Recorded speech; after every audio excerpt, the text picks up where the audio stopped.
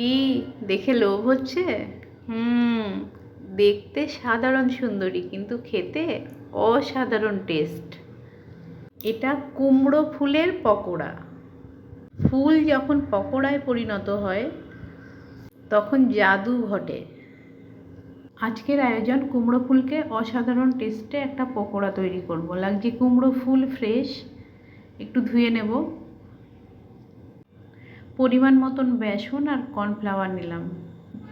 2 চামচ নিয়েছি বেসন, 1 চামচ কর্নফ্লাওয়ার।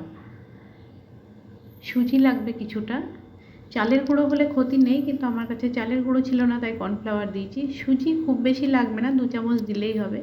কালো জিরে, কাঁচা লঙ্কা, পরিমাণ মতো নুন দেব, একটু চিনি দেব। তবে যারা চিনি খান না তারা দেবেন না, তবে চিনি এটা মিষ্টি মিষ্টি হলেই ভালো লাগে, যেহেতু মিষ্টি কুমড়োর ফুল। একটু বেকিং পাউডার দেব একটু মচমচে হওয়ার জন্য, পরে দিলে হয়। তবে আমার এক হাতে মোবাইল ক্যামেরা আর এক হাতে কাজ করছি, ওই জন্য আমি একবারে দিয়ে দেখিয়ে দিলাম। এবার সামান্য জল দেব, একটু হলুদ দেব, দিয়ে ব্যাটারটা বানিয়ে নেব।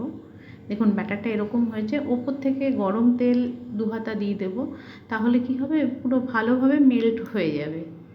দেখুন কেমন হয়েছে।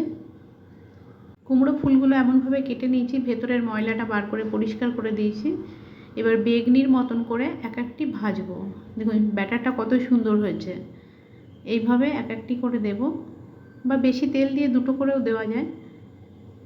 এটা আমার কালো কড়াই, কেউ কিছু ভাববেন না।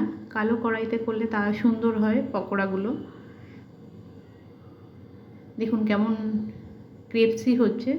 সোনালি করে ভেজে তুলে নেব। বিট নুন, গোলকি গুঁড়ো ছড়িয়ে রেডি। ভিডিওটি ভালো লাগলে কমেন্টে জানাবেন, লাইক করে পাশে থাকবেন। ধন্যবাদ।